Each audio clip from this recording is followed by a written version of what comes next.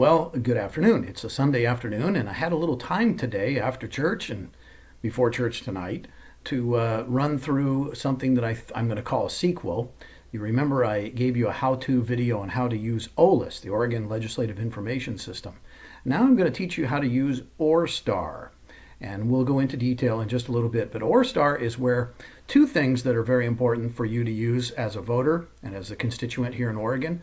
ORSTAR is where you can watch finances, campaign finance, but it's also where you can see candidates file in what districts or what office or whatever it might be. So we'll walk you through all of that. So I'm going to stop looking at you and I'm going to take you to my screen and show you how to use ORSTAR. All right, welcome. Now, as I said before in my video instruction tutorial, whatever you want to call it, on OLIS, I'm a big fan of Google. I mean, say what you want about Google, but I think Google helps me get where I want to go. Because when you go to look up what we're going to look up, the address up here in your browser bar, and I use Chrome, by the way, your browser bar up here, it's a really long address, and it would be impossible for me to tell you how to type it out. So it's easier just to type in your Google search, ORSTAR. So you see how that's spelled up there? ORESTAR. Just type in ORSTAR in Google and hit enter. And the first thing that comes up is right here, ORSTAR, Oregon Secretary of State. That's really important. Click there. And this is the address that I was telling you is so long that you'd never want to memorize that whole address. So just use Google and type in ORSTAR, ORESTAR. And this will get you to where you want to go. And I would bookmark and save it if I were you, because you should have this all the time. If you want to be a prepared citizen, if you want to be a prepared voter, you should know OLIS by heart, how to use it, and you should know ORSTAR by heart, how to use it. Now, ORSTAR, there's a lot of cool things over here on the left that you can use it for, but I'm going to just talk about the two main functions that I find most helpful. First of all, you can see I've highlighted candidate filings. So click candidate filings, and here, rather than going through each of these things individually, you can just click on this hyperlink, candidates for 2020 primary election. Now, of course, that'll change when the general comes, or 2022, or whatever. So click on that, and there you'll have, right now, 273 people have filed for some kind of office in Oregon. Now, these arrows are the ways that you can filter your search, because this search is just, it's a random search. I believe it's alphabetical. Yeah, so it's by alphabetical. What I like to do is I like to go by filing date, because I get up every morning. I'm a geek. I'm a nerd. I can't help it. I get up every morning and I say, ooh, I wonder who filed today. So see this arrow here that says filing date? When you click on the arrow once, it sorts it by the very first day we could file, which was September 12th of last year. And it just so happens, look at that, Dwayne Stark, Republican from House District 4, was the first to file. So that arrow, press it again. Now it's filtered by most recent. And you can see that Paige Hook, a Democrat in House District 17, is the most recent to file. So if you filter by filing date, you can go through here and see who's filed the most recent. The other is the filter by the office. Here's office. Click it once, and it goes by top of the ticket and works its way down. The only thing missing is U.S. President, because that's done in a different system. So for now, the top of the ticket is U.S. Senator. And you can see there are several people that have filed for U.S. Senator. Then you have Congress, U.S. Representative, 1st District, 2nd District, 3rd, 4th, 5th, on down. And so they go in order of where they'll be on the ballot. So at the top of the ballot will be the president, then it'll be U.S. Senator, then it'll be whatever district you live in, 1st, 2nd, 3rd, 4th, 5th. Then the next thing on your ballot will be Secretary of State, then Treasurer, then Attorney General, then you'll have your state senators and your state representatives. So there's two ways. You can sort by filing date, sort by office. You can sort alphabetical if you want. But if you do by filing date, you can every day, again, click on filing date. Once is the first time people filed, Twice is most recent. Then you can every day get up like I do and be a geek and get up in the morning and go, okay, I wonder who filed today. But what it also tells you is if you do by office, you can see where there are going to be competitive races. I mean, look right here in U.S. Congressional District 1. There are 3 Democrats. This is the busy one, the 2nd Congressional District to replace Greg Walden. There are 1, 2, 3, 4, 5, 6, 7, 8 Republicans. Okay, that's going to be a busy one. So if somebody asks you, well, is somebody running in House District X or Senate District Y?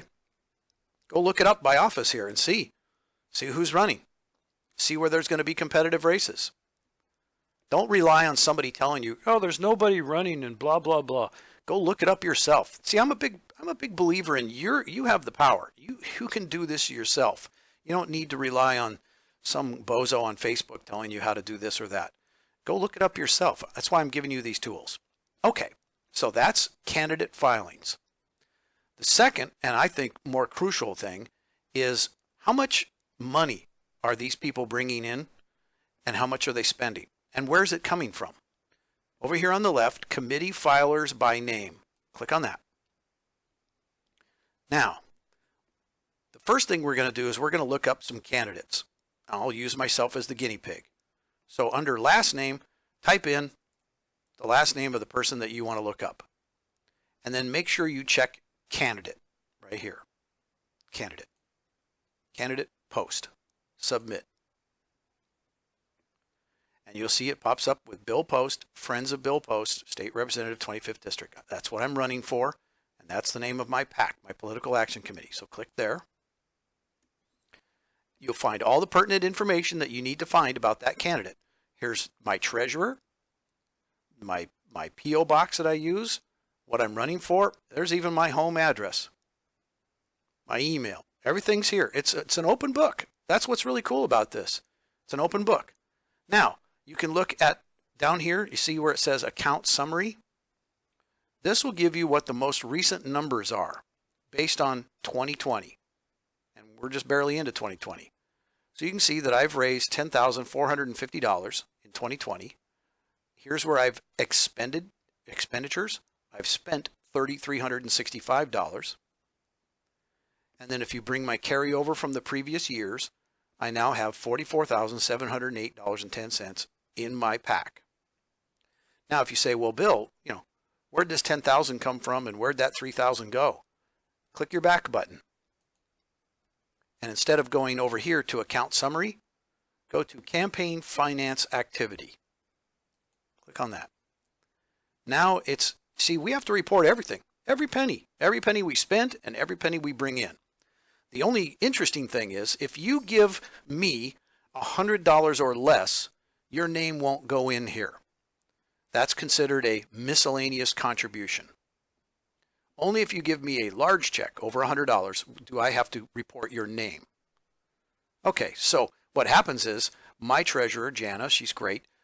What she does is she lumps payments or contributions together. So for instance, right here, see it says cash contribution 350. Well, that's several people. Here's 280. That's several people. Here's 545. That's several people. Now, as far as expenditures, now, for instance, myself, Abby Weekly is my chief of staff in my office, but I don't pay her.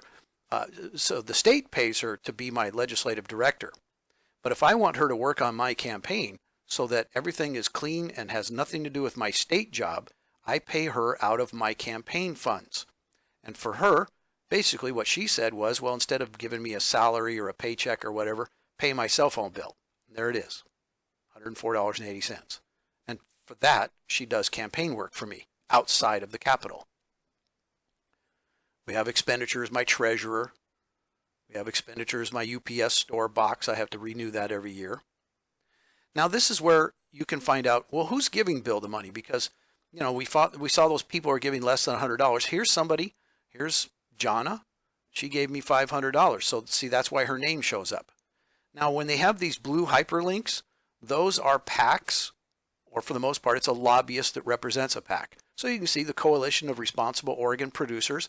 Now, what's interesting, I won't do it right now, But if you clicked on this hyperlink, it'll show you everybody else they gave money to and where their money came in from. All this is linked together. So you can see they gave me $500. The Oregonians in Action PAC gave me $1,000. Rural Electrification gave me $500. Let's find a couple other. Verizon Wireless gave me $500. The Oregon Neighborhood Store Political Action Committee gave me $1,000. You see? I'll go one more page. Go click next, just to give you an idea. So again, here, this gentleman gave me $250, so it records his name. Otherwise, you're a miscellaneous cash contribution. Let's find another. Okay, so here's a couple of other political action committees, or here's something I should explain. If it's in red like this and it's not a hyperlink, that means it came from out of state. Eli Lilly and Company, they are a agricultural fertilizer company for the most part, seeds and fertilizer.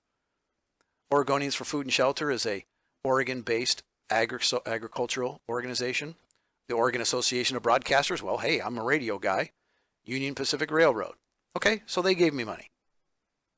So that's how that works.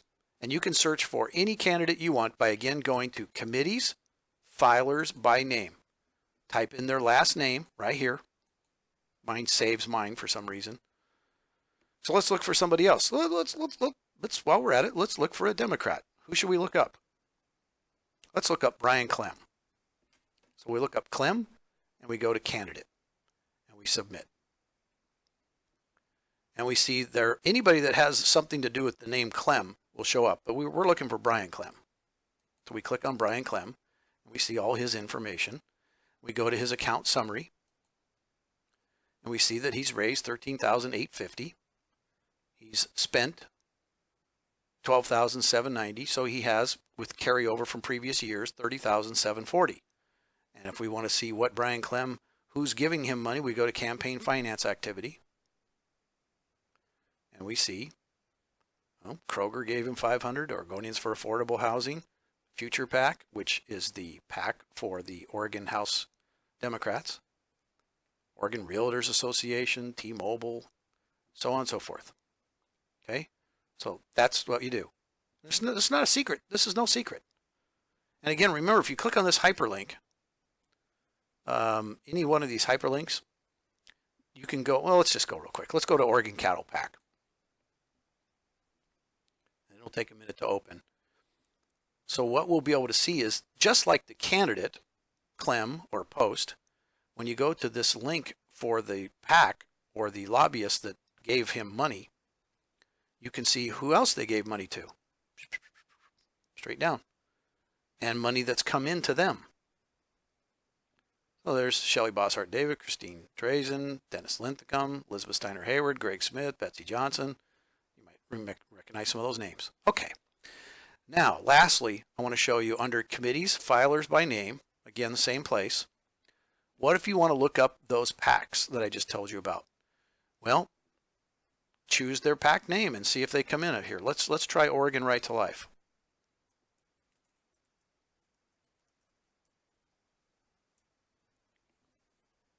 There's Oregon Right to Life PAC. So it's just like the candidate thing, except you're looking up an actual PAC, a political action committee.